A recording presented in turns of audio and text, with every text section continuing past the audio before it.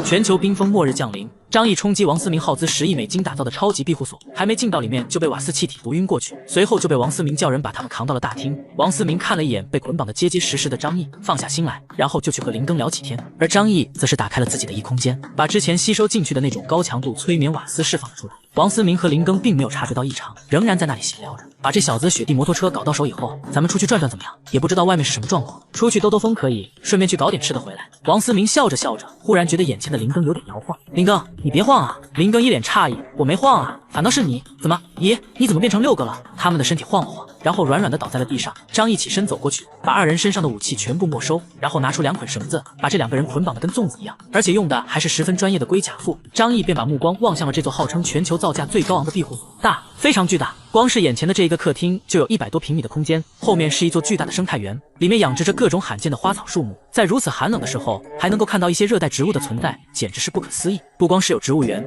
旁边还有一大块地方被开辟出来，看样子似乎是一座农田。末世之中还能够看到如此繁盛的植物，的确让他很高兴。植物园的温度明显比之前的屋子里更高，顶棚有着紫外线灯来促进植物的光合作用。张毅慢慢往前走，大概走了上百米才走到尽头，然后他在后面看到了一个类似动物园的东西。之所以说是类似动物园，是因为里面什么动物都没有，但是笼子还在，依稀能见到一些动物的粪便。这就是造价10亿美金的庇护所吗？这简直是微型生态链啊！张毅都忍不住发出了这样的感慨。什么叫有钱人？这才叫有钱人！人家10年前建成的庇护所就已经考虑到了可持续发展的方方面面。张毅转过身回到客厅，然后沿着楼梯爬上了2楼。2楼的装修显然比1楼要花哨得多，中间的区域摆着很多沙发和懒人躺椅，另外衣服、内衣裤与拖鞋扔的到处都是，一地都是子孙隔离带。末世之下，他们的生活似乎更加放纵，而两侧则是有一个个独立的房间，游戏厅、宠物间、娱乐房、合欢房、水床房等等。游戏厅就有100多平，里面凡是你能够想象得到的游戏机和卡带都能找到，满墙都是，甚至还有一面墙用玻璃柜放着上千个极其稀有的手办。当张毅来到宠物房的时候，下意识的以为这是养猫养狗的房子，可是当他打开房间一看，又再度傻了眼睛。里面的确有猫有狗没错，但都不是真正的猫狗，而是穿着 cosplay 的衣服，打扮成猫娘、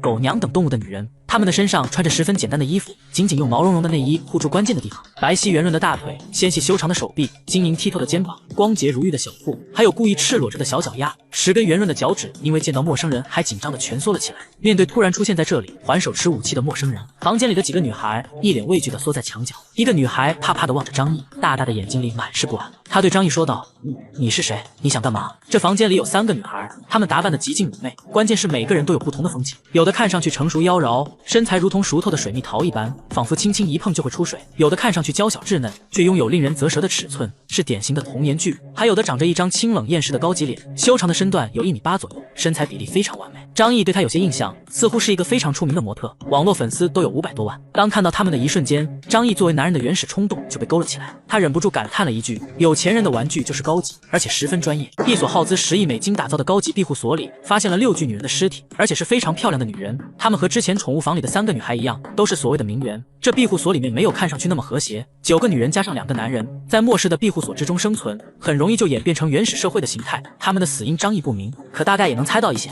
与宠物房那3个女孩肯定脱不了干系，得把她们给处理掉。这些为了钱连身体都能出卖的女人，留着就是祸害。张毅的眸中闪过坚定的杀意，虽然这么做有些可惜，但是张毅会遵从自己的理智所应该做的事情。探索完了地上2层之后，按照许浩之前说的，张毅摸索到了地下室的入口，然后走了下去。地下的2层主要都是为了末日庇护所准备的了。第一看上去整体像是一座宇宙飞船，8个独立的房间全都采用厚重的合金金属门，看不到钥匙孔。张毅猜测是用磁卡或者视网膜验证等手段打开，看来想要知道整个庇护所的使用方法，必须得问问王思明这个主人了。仓库、电力中心、网络服务器、控制台、水房，大部分的门都是紧紧关闭的，除了控制台。地下2层是一座大型的体育场，这一层的高度超过了10米，抬起头就能看到高高的穹顶被合金打造的粗壮的支架支撑起来。篮球场、网球场，甚至还有一大片空间被开发出来，做了个小型的高尔夫球场地。这个地方处于地下20米左右，温度明显比外面高，果然严寒也有不能侵袭到的地方。张毅花了半个多小时才把整个庇护所大概的逛了。他拿着手枪回到了地上1层，然后从厨房的洗手池接了一桶水，直接粗暴地浇在王思明的头上。王思明睁开眼，看到全副武装的张毅坐在他的面前。王思明尝试着活动了一下，却发现自己的身体被捆绑得结结实实的，动弹一下都做不到。你是怎么做到的？王思明无法理解张毅是怎样在那种情况下完成反杀的，明明他亲眼看到张毅被捆成了粽子。张毅淡淡的解释道：末世之中生存，总得有点保命的手段。他不想解释的太多，直接说道：“现在你好像没有功夫聊这个话题吧？我们不如来谈谈其他的事情，比如说以后怎样好好的跟我合作，这样才能换取你的一条命。”王思明逐渐清醒了过来，也意识到此时的静等对他相当不妙，他的内心无比的悲愤，他无论如何都不能接受自己坚不可摧的庇护所竟然被如此迅速的突破了。10亿美金，那可是10亿美金啊！这些钱感觉都白花了，你想怎么样？张毅微微一笑，你不用太紧张，我来的时候你没有要我的命，那我也不会伤害你。虽然我也不是什么善良的人，但是我有最起码的道义，更何况杀了你这位堂堂王家公子以及林氏集团未来的继承人，对我能有什么好处？王思明的身份确实不简单，起码在末世来临之前是这样。他的父母都是身家煊赫的大佬，背后更是有深厚的背景。王思明听到张毅说不会伤害他，紧张的心情放松了不少。你想要什么？我们可以好好谈谈，只要你不伤害我的性命。说白了吧，我来这里的目的就是希望能够找个安稳的地方生存下去。外面太危险了，物资匮乏，温度寒冷，你这里这么大，多我一个人也不多，对不对？王思明听着张毅平淡的口吻，心里面稍稍平静了一些。这场雪灾的确很麻烦，也让社会上出现了一定程度的混乱。不过这种异常的天象不可能持续太久，早晚有一天社会还会恢复到从前的秩序。像我这种小人物，如果能够跟王公子这样的富豪成为朋友，以后有了你的提携，我不就可以平步青云了吗？王思明的脸上出现了傲然的神色。这个是当然，只要我稍微提携你一下，就能让你成为人上人。别说提携你了，放在过去，我就算是扇你一巴掌，赔偿款都能让你少奋斗30年。张毅笑道：“我就是这个意思。现在大家各取所需，我搬过来住，同时也可以为你提供你需要的东西，比如说，我可以保护你的安全，我的手段你也看到了，而且我还有交通工具，能够出去寻找物资，以及带你前往别的地方。我相信我们会合作得很愉快，不是吗？干嘛非得要打生打死的呢？那都是野蛮人干的事情，我张毅不会那么做。”王思明心中愈发的放心。好，这件事情我可以答应你，你先帮我把绳子解开。张毅摇了摇头：“王公子，你这样就太不懂规矩了。我已经表现出了自己的诚意，可是你呢，都不表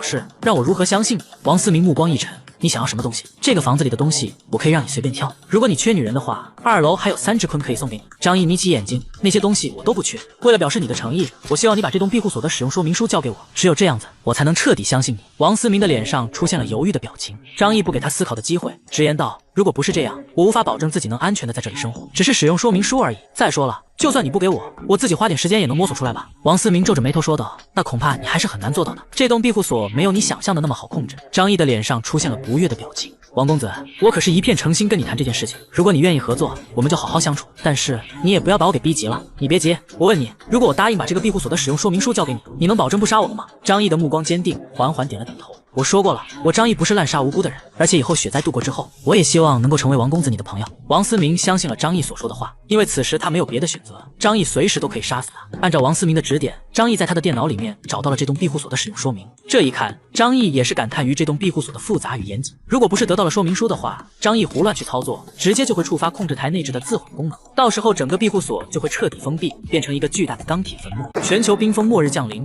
张毅翻脸不认账，说嘎人就嘎人，扑哧一刀刺进了王思明的脖颈。王思明一脸惊愕地望着张毅，似乎想不明白为什么自己按照张毅说的做了，张毅还是要杀死他。可是他说不出话来，喉咙里已经咕嘟咕嘟往外面涌血沫。张毅搂着他的脑袋，一边把他往毯子上放，一边温柔地说道：“放松，放松，深呼吸。对，一开始会有点头晕，不过这都是正常的，很快你就不会感到痛苦了。”没过多久，王思明就真的没有了任何痛苦，只是他死的时候都睁着眼睛，仿佛很不甘心。张毅把他放在毯子上包好，这样地面就不会有大量的血迹，打理起来比较方便。张毅解决掉了王思明之后，顺手也把旁边的林根给杀死了。他比较幸运，死的时候还处于昏迷状态，因此没有经历什么痛苦。张毅把2个人的尸体放入了一空间，准备回去的时候找个地方扔掉。地面上还有残留的血迹，他从卫生间找来拖把给拖干净了。许浩仍然没有醒过来，他没有着急处理许浩，而是回到了2楼。这里还有3只鲲，留下来也是浪费米饭，不如赶紧处理了。张毅来到2楼，打开了宠物室的门。3个女人被绑得严严实实的，背靠背的坐在柔软的地毯上，身上大片白皙的肌肤与故意露出来的媚肉，相信每一个正常的男人看到之后都会流口水。说实话，如果张毅不知道他们是鲲的话，的确有可能考虑留他们下来，哪怕是日常给自己表演一下野蜂飞舞也好。3个女人的嘴都被张毅堵住了，呜呜咽咽的，眼睛里满是恳求。他们似乎感觉到这个男人非常危险，开始担心起自己的生命安全。张毅走过去，把他们从地上拽了起来，然后牵着他们就往楼下走。路过2楼中间的客厅，他看到扔的到处都是的衣服、内衣、丝袜、制服，还有子孙隔离带。一直到靠近大门的通道时，3个女人才意识到发生了什么，纷纷惊恐的摇头。张毅掏出找刀，割断了他们身上的绳子，然后把衣服丢给了他们。离开这里吧，去外面自谋生路。张毅与他们无冤无仇，所以不想动手杀他们，这算是他的底线。但是他同样不会留这些有心机的鲲关在自己的房子里，那样等于是留下了威胁。至于他们出去之后的死活，那就跟张毅没关系了。杀死你们的是这个世界，可不能怪我张毅。虽然有些脱裤子放屁的感觉，可是张毅不想让自己的手沾上与他没有仇怨和利益纠纷之人的鲜血，这是他在末世当中所剩不多的人性。三个女人听到张毅要赶他们出去，又看向窗外那茫茫白雪覆盖的世界，全都吓得大哭了起来。几个女人对张毅苦苦哀求，可是张毅无动于衷，甚至他们提出会让张毅享受到最高层次的服务，张毅也没有动摇。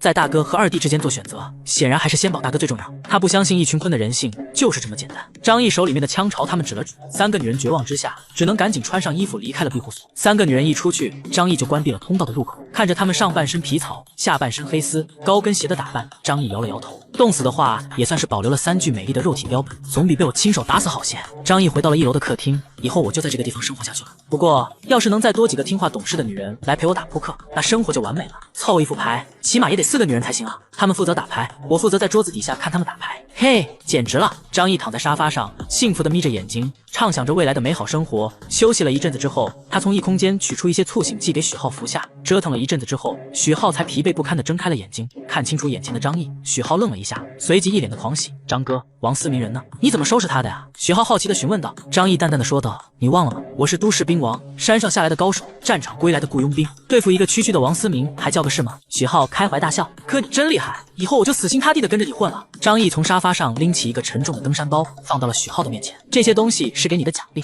你看一下吧。许浩眼睛一亮，嘿嘿笑着搓了搓手。这怎么好意思呢？用不着客气，这是你应得的。许浩不再矜持，他已经好久没有吃到正常的食物了。当着张毅的面，他把登山包的拉链给打开，里面一大堆食物展现在眼前：饼干、面包、巧克棒、鸡腿、奶油蛋糕、切糕，一整个登山包塞得满满的，随便拎一下得有30-40斤。许浩兴奋的嘴角都快咧到耳后根了。张哥，你真是我亲哥，以后需要我干什么你就说，但凡皱一下眉头我就不是人。许浩抓起一包鸡腿，一边撕扯着包装袋，一边向张毅表示忠诚。张毅听到这句话以后，脸上终于露出了一丝笑容。哦，这可是你说的啊，我没有逼你。他用下巴指了指外面，带上这些东西离开吧。许浩嘴角正撕扯着鸡腿的包装袋，听到这句话，他顿时愣住，时间仿佛被定格，他呆呆地望着张毅，身体都僵住了。过了好一会儿，许浩回过神来，他的心跳疯狂加速，甚至出现了耳鸣的现象，耳朵里仿佛有电流在窜。他无法接受这样的现实，明明自己已经成功加入了张毅的团队，明明自己帮助他得到了这座奢华而安全的庇护所，可为什么他不让自己留下？许浩望着张毅，眼眶一下子红了，他用祈求的眼神对张毅说道：“张哥，你刚刚说什么？我没听清楚。”他希望那只是他出现了幻听。然而很快，张毅就一字一句地对他说道：“你不能待在这，拿上我给你的报酬，离开这里吧。”张毅的话音刚落，2行清泪瞬间从许浩的眼角流下。他抱着面前的登山包，激动地后退了2步，把身体蜷缩在墙角，以此来获取安全感。你答应过要留下我的，你亲口答应过我的。张毅有些无奈地摇了摇头：“我是答应过你没错，但是我可以抵赖啊。大家都是成年人了，应该明白口头协定是最容易反悔的。千万不要相信任何人的口头承诺。大家都是成年人了，应该明白口头协定是最容易反悔的。”张毅表情轻蔑地说道。这种行为让许浩哭得更厉害了，他蜷缩着身子，像个无助的孩子，朝张毅悲愤地吼道：“你不能这样对我，你不能说话不算数。我帮你打下了一个庇护所，不要你给我别的什么，只要你保护我活下去就行了。这个条件你都不能接受吗？你这个样子，以后会孤独终老，没有任何人会信任陪在你身边的。”张毅朝外面挥了挥手：“走吧，这些食物省着点吃，够你吃1个月。在这1个月的时间里，想办法活下去。我对你已经是仁至义尽了。”许浩拼命地摇头：“不，我不走，外面太冷了。”从岳麓小区过来，一路上都是大雪冰封的事情，从这里离开，死亡只是早晚的事情。张毅用手枪指了指门口，左手通过遥控器打开了一扇门。快走吧，走得晚了，说不定我就改主意了。黑洞洞的枪口让许浩回忆起张毅冷血无情的杀戮场面。许浩咬了咬牙，一脸不甘地朝着通道走去。走到通道前，许浩忽然回过头来，恶狠狠地瞪着张毅说道：“张毅，你不讲信用，早晚有一天你会遭到报应的。”他心中此时对张毅充满了憎恨，那种仇恨的光芒在他的眼睛里表现得格外明显，眼珠上都布满了赤红的血丝。张毅盯着他的背影看了好几秒钟，随着砰的一声枪响，许浩的脑袋上出现了一个前后通透的洞。张毅叹了口气，望着许浩的尸体说道：“我原本打算让你活下去的，可是你为什么要自己找死呢？”杀完人之后，张毅把许浩的尸体也收入了一空间，然后他打开了房间里价值1000多万的音响，放了一首欢快的曲子。张毅从洗手间拿来拖把和墩布，他一边吹着口哨，一边欢快地拖起了地上的血迹。希望这是我最后一次杀人了，这个地方没有人知道我的过去，也不会有人过来打扰我。我要是在这里一直活到末世的结束，或者到我老死那一天，可就太好了。不过应该还是很难的吧？张毅微笑着自言自语。很快，他就把地面上的血迹清理干净了。整个房间里面只有他一个活人，所以格外的安静。就是房子太大了，稍微会有那么一点点无聊，回去把可儿给带过来吧。一个成熟的男人身边总得有个漂亮的女人陪伴，这样的生活才有意思。至于尤大叔的话，提到尤大叔，张毅却有了别的想法。这座庇护所很大，房子也很多，但是张毅不是很愿意让尤大叔也追进来，毕竟他和周可儿还处于蜜月期，希望能够有2人的空间，而他总是能给张毅整出点新花样。外人在家里的话，会影响他的发挥，比如说国体白衬衫或者国体围裙什么的，家里面有其他男人在，2个人施展不开。反正我已经有了更好的庇护所，不如就把那座安全屋留给尤大叔住。一来他为我挡过子弹，我欠他一个人情，给他一个好的居住环境算是报答他了；二来那座安全屋暂时也没有好办法放进一空间，不如就留在岳麓小区作为一个备用的据点，万一将来有需要，我还可以回去居住，那就需要有人留下来帮我看守。张毅心里面盘算的非常清楚，这么一来事情就完美的解决了。他给自己倒了一杯鲜啤，一边喝着一边看电视里的节目。本以为看到的是官方仅存的几个频道，可是却没想到里面出现的一个白人女主持的面孔，叽里哇啦，他压根听不懂里面说的是什么。奇怪，怎么会接收到国外的频道？照理来说，暴雪影响到了信号的传递，手机能够接收到的信号范围都有限，他这是怎么做到的？张毅喝了一口葡萄酒，然后就转身来到了控制台查看，发现有一个超强的网络系统，然后就转身来到了控制台查看，顺着线路，果然让他发现了端倪。在控制室里有一个暗门，打开之后，露出了一个足有衣柜大小的独立服务器，竟然在自己家里面搞了一台服务器，可真有你的！虽然不明白是怎么做到的，但是根据接收到的信号可以判断，这栋庇护所里面的网络系统超级强悍，信号传输能力更是可以达到全球级别，可以通过网络获取全球范围内的信息。全世界85亿人口，如今只剩下20亿人左右，仅仅1个月的时间就灭掉了近3/4，以后最多能够有5%的留存。这是根据霍普金斯大学地下实验室的数学模型推算得出的数据。可是即便在这种环境下，人类一方面要抵御酷寒的气温，一方面争斗与厮杀仍旧不断，极度的低温使人类的生产活动陷入停摆，没有办法种植粮食，也没有办法开采资源，这也就导致地球上目前的食物与能源都成了有限的紧缺物资。为了这些东西，到处都爆发了战争，小到人与人之间，大到一些小国之间，食物、能源这2样东西依旧是末世当中最为令人疯狂的东西。还好我不缺。张毅深吸了一口气，万分庆幸自己的准备充足。他继续浏览着网页，忽然之间看到了关于变种人的消息。变种人是大米国一个神秘的网站对变异者所使用的称呼。张毅立刻坐直了身体，这方面的情报也是他现在迫切希望得到的。他自己的身体因为发生变异，所以得到了空间方面的异能，但是对于变异他知之甚少。张毅通过在网络上的检索，得到了大量国外关于变种人的情报。首先，生物体的变异广泛的存在于全世界范围，目前为止已经有上百个国家发现了变异的个体出现，其中不仅仅是人类，还包括变异的动物以及昆虫、植物。变异的方向有好有坏，一部分生物产生了正向的变异，获得了异于常人的强大能力。张毅就看到在罗刹毛熊的冰天雪地里，一个女孩张开右手，凭空就制造出了一团火焰，不过燃烧仅仅持续了2秒钟，火焰就熄灭了，而那个女孩也晕厥了过去。这种温度下觉醒了火焰的异能，讲真的有点惨。张毅无聊地感叹了一句。随后他又在网络上看到其他一些变种人的画面，有人的身体变得巨大而扭曲，通体都是难看的僵尸绿，有点像漫画中的绿巨人，但是身体的模样甚至要脱离人形了，格外的诡异。还有的变种人身体出现了分裂现象，可以将自己身体的部分取下来，仍然能够保持活性。网络上的影像不多，有些变种人的情报仅限于传闻，上面说的这些都勉强算是正向的变异，产生了生物学的进化。但是也有一些悲惨的人，则是直接被伽马射线的辐射摧毁了身躯，非但没有获得强大的能力，反而是扭曲的不成样子，那种感觉有些像经历过强核辐射的生物。目前为止，全世界范围内出现的变异体数量不算多，但是肯定有跟自己一样在隐藏能力的，这也就说明外面的世界还是非常危险的。张毅更加坚定了在庇护所里面苟住的决心。我先回去一趟，把可儿给接过来。张毅关上了电脑，然后起身整理好装备，就打算先回岳麓小区接周可儿。日久生情，他习惯了周可儿在身边的陪伴，有一个漂亮懂事的女人一起生活，日子才不会那么无趣。张毅把全身上下的装备准备完毕，然后打开了庇护所的厚重金属门。开门的时候，那种未来科技风的形状与声音，属实让人格外的迷恋。张毅手里拿着枪来到外面，地面上留着几行脚印，应该是那3只鲲的。冰天雪地的，他们穿的衣服又比较简单，怕是找到房子躲避也活不了多久。我这么做是不是太浪费了？张毅有些感叹。不得不说，天海市的高级鲲，也就是所谓的名媛质量是真的高，不比一些影视明星差。张毅答应过尤大叔，要给他找几个活好的女人，帮他消解一个人的苦闷。一开始他还真的动过念头，把这几个女人送给尤大叔，不过思来想去，他最后还是打消了念头。毕竟这样的女人心机太深，而且为达目的不择手段，万一哪天把尤大叔给蛊惑了，很可能给张毅造成大麻烦。算了，有什么好可惜的，总会有更合适的女人在。张毅一边说着，一边往外面走去。他没打算在这里取出雪地摩托车，毕竟雪地摩托车这玩意南方很稀少，别人有可能通过这玩意知道他的身份。正当他走到204别墅附近的时候，忽然听到一个女人的声音：“请等一下。”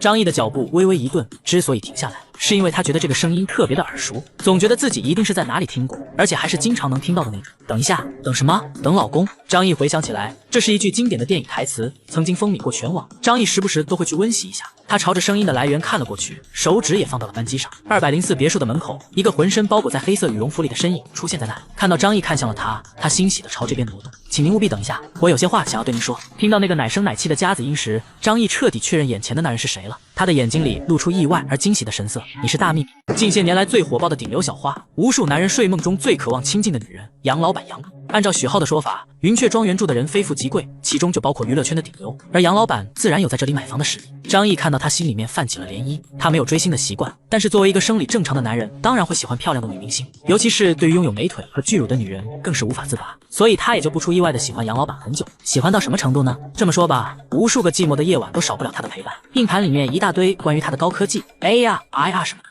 虽然他比张译还大上几岁，又是个离过婚的人妻，但是对于张译而言，非但不是减分项，反而更香了。杨老板看到张译之后，大大的眼睛透露着楚楚的可怜，有些怯生生的说道：“我已经3天没有吃过饭了，你能不能带我走？我不想死在这里。”他的眼睛里像是有一对钩子，能把男人的灵魂都给勾出来。作为一名演员，虽然他的演技饱经诟病，但是勾引男人却是驾轻就熟。这一次他主动出来，就是希望赌上一把，利用自己的美色来获取活下去的机会。张译看着他，没有出声。说句心里话，他还是蛮心动的，毕竟是自己喜欢的女明星，现在主动送上门来了，谁不想真刀真枪的和他切磋一下技艺？换你不想吗？但是吧，安全问题张译还是需要考虑的。他眉头一皱，现在这种环境下，大家的日子都不太好过。你想让我带你走，你需要给我一个饱满充分的理由。杨老板微微咬了咬嘴唇，这个动作真的是又纯又圆，粉嫩的嘴唇晶莹剔透，樱桃小口不知道吃东西会不会麻烦。这个女人真的是天生媚骨。曾经有人说过，在华国4小花旦当中，杨老板或许不是脸蛋最漂亮的那个，但他一定是最能引起男性幻想的那个。张译可能是受到明星光环影响，总觉得他现在无依无靠，楚楚可怜，任人欺凌的样子更诱人。杨老板上前一步，用小兔子一般的眼神可怜巴巴地望着张译。小夹子音软糯糯地说道：“我只想要一口吃的，只要你愿意给我，我可以答应你任何条件。”想要一口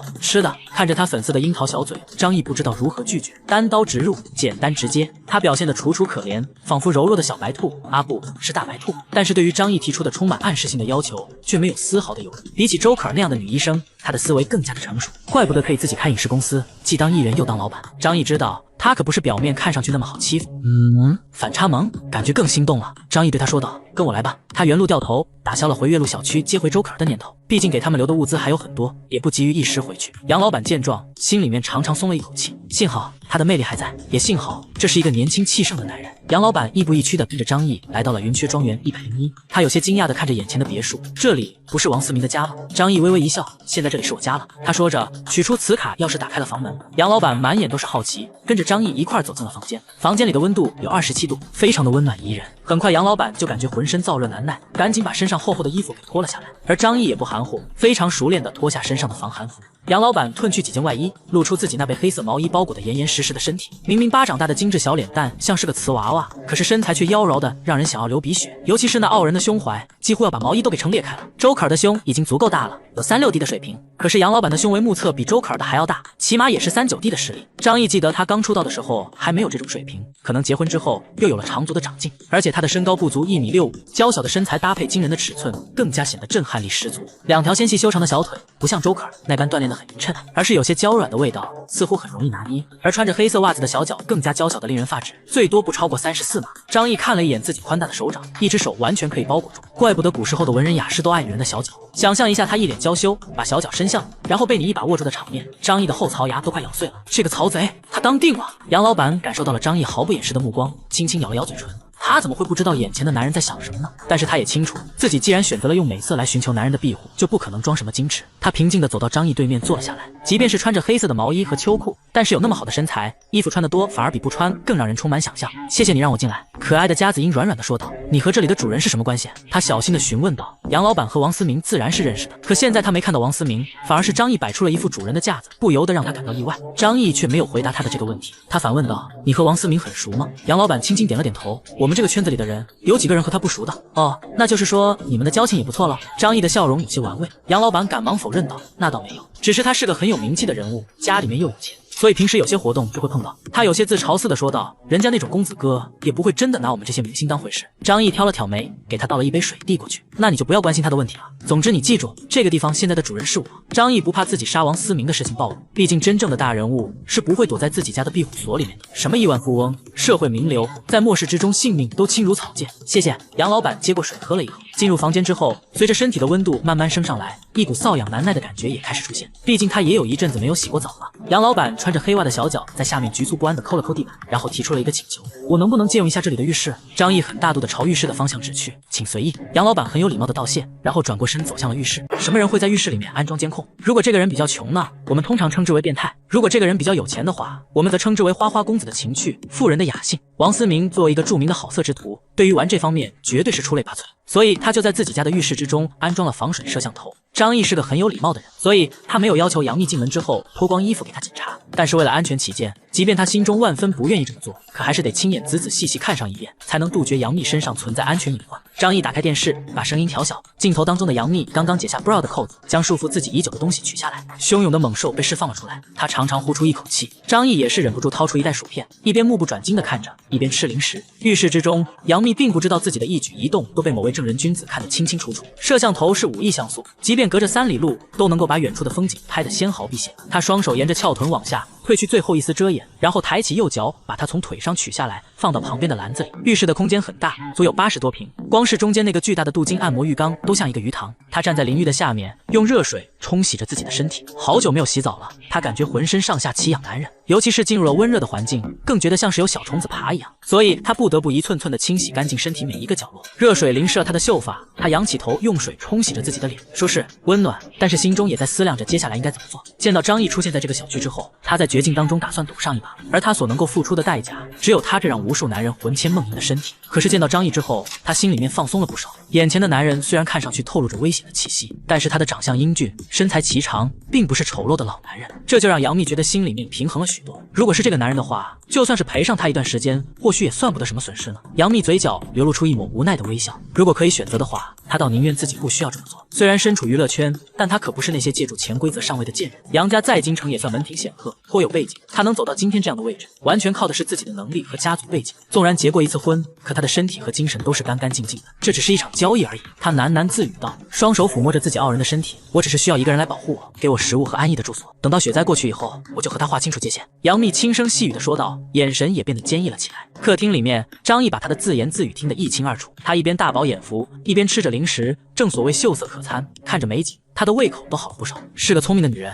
这样也挺好的。张毅很讨厌蠢女人，因为蠢女人多半是圣母，会让他不胜其烦。像杨幂这种聪明的女人，懂得用自己的身体做交易，换取生存条件，张毅反倒是轻松了不少。这样一来，他也就省去了虚情假意的谈论感情。他所需要的，就是在她的身上满足自己对梦中女神的幻想，以及让这个空荡荡的房子多一丝人烟。一个杨幂，一个周可儿，两个都是知性的大美人，有他们陪着，张毅的生活显然不会无聊了。哪怕是斗地主都能凑齐3个人，这是一场很公平的交易。跟周可儿在一起的时候，还需要偶尔照顾一下她的少女心，甜言蜜语的哄她。瞧瞧这一位，杨幂就是个人间清醒啊，大家各取所需，都挺方便。只不过有一件事情，他大概还是想得太天真了。等到雪灾过后就离开是吗？张毅微笑着摇了摇头。先不论这场漫长的雪灾有没有结束的那一天，即便冰河期过去了，你以为这个世界还会变成原来的样子吗？无所谓。纵然有一天杨幂真的想走，张毅最多怀念一下2个人相处快乐的时光。外面听话懂事的妹妹多的是，他也不会因为谁的离去而念念不忘。末世之下，他只想今朝有酒今朝醉。既然搞清楚了杨幂的想法，张毅也就不再浪费时间培养感情了。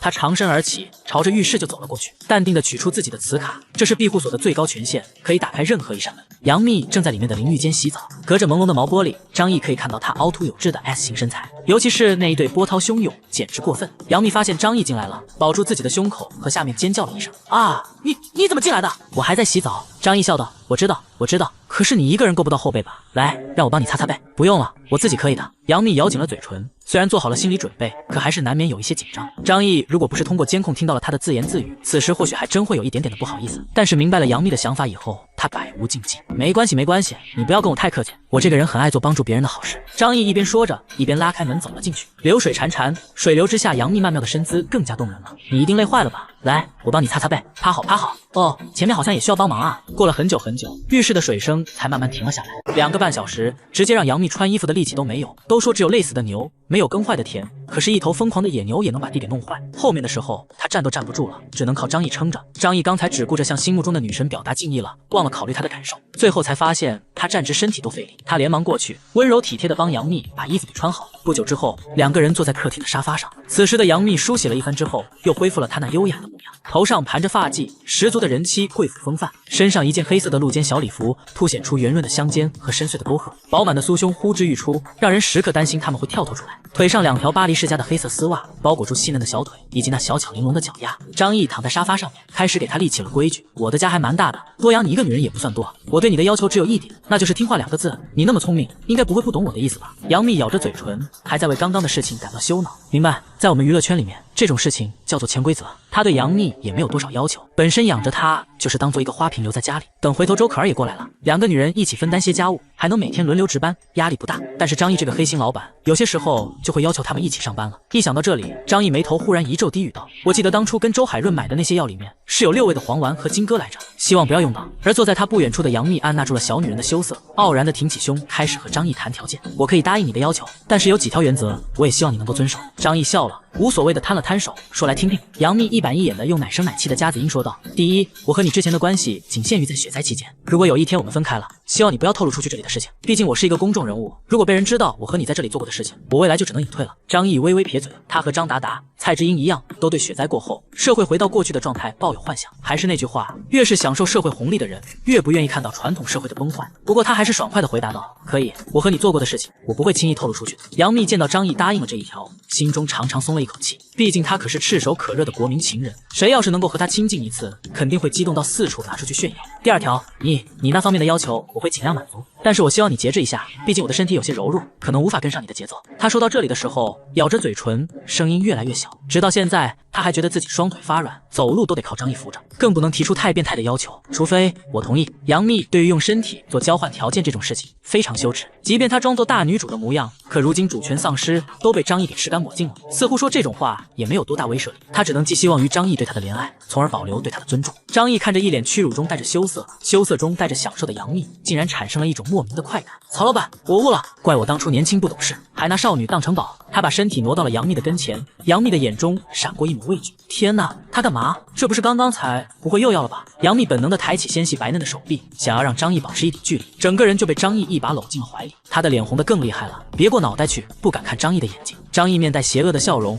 用手指捏住他精巧的下巴，强行让他把脸扭过来。他在杨幂耳朵边上说道：“明明是你自己主动过来找我的，就不要总是露出一副委屈的样子了。即便是逢场作戏，各取所需，但是作为一个当红的小花，我希望你能够一直演技在线，最起码这样我会愉快一些，而对你来说也是好事，不是吗？那你得先答应我的条件才可以。”张毅不以为然地笑了：“放心好了，我也没有太多变态的爱好。”一边说着，他一边轻轻把杨幂的小脚捞了起来，柔软的小脚丫子仿佛没有骨头一般，让人爱不释手。张毅的笑容逐渐变态，把鼻子凑了过去。首先，让我来验证一下网传是不是真的，有没有那种胸大无脑、没什么心眼子的贵妇？杨幂一下子瞪大了眼睛。你没事吧？你再这样开我玩笑的话，我可就生气了。张毅笑着解释道：“你误会了，我说的不是你，而是其他的人。”杨幂一脸错愕，惊讶的捂着嘴，倒退了2步。你这个色魔，你到底要多少女人才能够满足你啊？是这么回事，我在老家有一个朋友，人对我挺够意思的，但是他被坏女人给骗了感情，如今身心都需要异性的安慰，我想给他找个伴，这才问问你。毕竟你在贵妇圈的人脉还是比较广的。我那个朋友40来岁，他个人更喜欢成熟一些的女人。他看着张毅笑着问道：“你应该认识周海美吧？”张毅听到这个名字，也是忍不住瞳孔微微缩紧。周海美，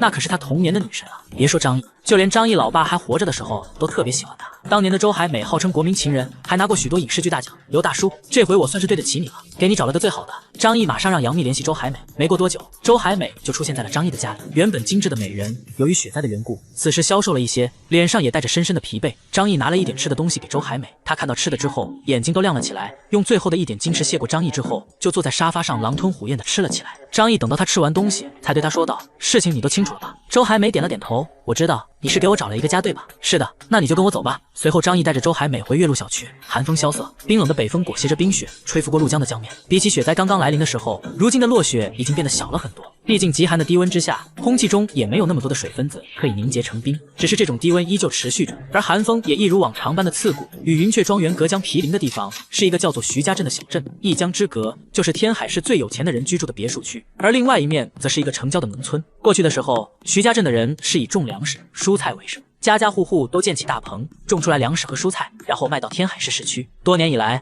他们虽然没有市区的人那么富裕，但生活过得还算不错。而极寒风暴来临之后，他们的生活过得就比城里人舒服多了。虽然同样需要面对寒冷的低温，但是他们在粮食这方面并不会缺少，而且身体素质这方面更是强过城里人。一场冰雪来临，他们反而过得还算舒服，这稍微有一些讽刺。中午时分，也是每天温度最高的时候，外界的温度回升到零下60度，风雪也稍微小了一些。怒江之上，一群把自己包裹得严严实实的徐东村的村民就出现了。他们来到冰面上，手里面都拿着各种工具，另外还牵来了5、6条狗，都是阿拉斯加与哈士奇这种雪橇犬。不过低温之下，狗的身上都给裹上了棉衣，它们的眼睛里充满着凶悍的戾气，嘴角露出尖牙，皮毛上也都沾染着血迹。由一个50来岁的黑脸汉子带队，一群人来到了冰面上。黑脸汉子在冰面上来回走了几圈，有时候又趴下来往冰层深处看。过了好一会儿，他才用手里面的棍子敲了敲某处，就这儿开挖。他话音一落，身后跟着的10几个人立刻走上来，后面的爬犁上面放着几个大的破冰设备。众人把设备抬下来，在指定的位置放好，然后就用绳子捆在了狗的身上。跑！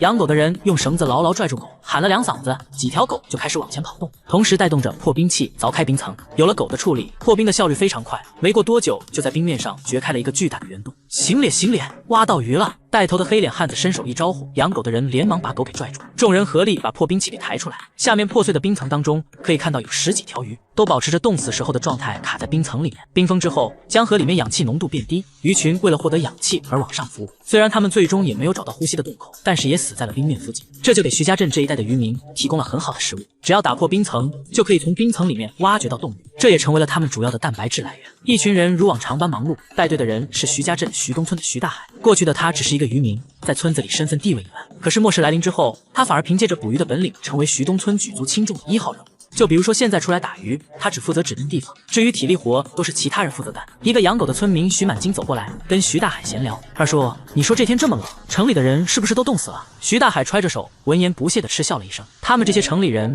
平日里连个庄稼都不会种，都是靠着我们这些种地的养着，如今怕是连吃个饱饭都困难。我看呐，早就死得差不多了。”徐满金点了点头，庆幸地说道：“还好我们是农村人，这天气再恶劣，咱们家里面有粮食，手上有把子力气，就不怕活不下去。就是这个天气，冷的也太瘆人了，啥时候能过去啊？”徐满金看着江对面的豪华别墅区，眼睛里带着一丝得意的轻蔑，但同时也有些对未来的迷茫。他们能活下去不假，但是这样的生活显然不是他们想要的。忽然，远处响起了一阵发动机的声音，从江对岸就传了过来。虽然声音不算很大，但是在这万籁俱寂的冰雪世界，却显得格外的明显。徐满金一愣，我怎么好像听到摩托的声音了？徐大海竖起耳朵仔细听去，随即满脸都是错愕。这都啥时候？怎么还会有车？城里人不是都冻死了吗？一群人都放下了手里的活，朝着发动机的声音传来的方向望去。4人4狗拦住了张毅的去路，一个渔民抄起手中的鱼叉，朝着张毅他们就丢了过来。他急忙扭转摩托车的方向，一个急刹车把车子停在了原地。周海美没有坐稳，竟然被甩飞了出去，落到雪地里。这个名噪一时的女星吓得哇哇大哭，坐在雪地里连爬起来的勇气都没有。这个时候，2辆雪橇已经拦住了张毅的去路，8条雪橇犬朝着张毅疯狂的吼叫，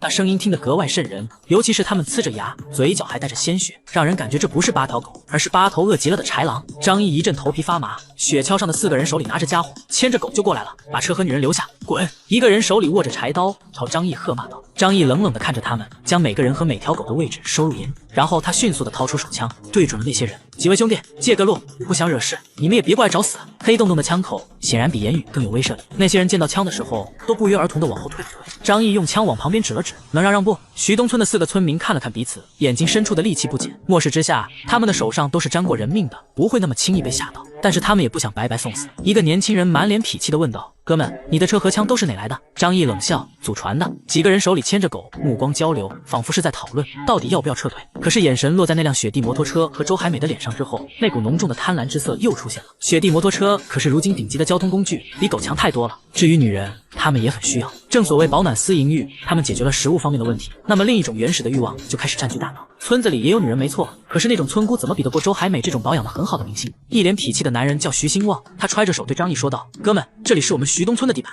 你想过可以，我们得收个过路费。他伸手指向雪地摩托车与周海美，车子跟女人，你得留下一个。张毅没想到这群人这么野，难道当他手里面的枪是摆设？他皱着眉头，冷笑着问道：“你们看不到我手里有枪？”四个人看了看彼此，虽然有所忌惮，但是也没有退缩。能活到现在，而且敢带着狗出来的，哪一个是善茬？为了争夺粮食，他们跟隔壁村不知道打了多少回，胆子大得很。另一个戴着毡帽的瘦子指着张毅骂道：“你他娘的吓唬谁呢？我们4个人8条狗，你的枪里面有几颗子弹？把女人跟车子留下，可以放你一条活路，不然你试试看。”张毅的眸光越来越冷，他的余光看见江面上还有人在朝着这边赶来，这里的江面不到100米宽，对岸就是徐家镇。如果他们的人赶过来，很快就会把张毅给包围住。到时候张毅能保得住自己，可是疯狂的狗群说不定会把周海美给撕碎。他迅速吸了一口气，这可是你们逼我的。事已至此，没有必要再谈了。张毅的左手当中一把手枪滑落，他突然之间出手，双枪对准4个人的脑袋，连发4枪。这4个人连挣扎一下都没有做到，瞬间脑袋血花迸溅倒在了地上。而没有了人牵着，那8条狗朝着张毅与周海美就吼叫着冲了过来。8条疯狗呲着牙朝张毅和周海美扑了过来。周海美吓得失声尖叫，眼瞅着就要被疯狗给咬到。张毅一咬牙，先出手把他那边的2条狗给打死。肩不容发之间，剩下的6条狗已经扑到张毅跟前，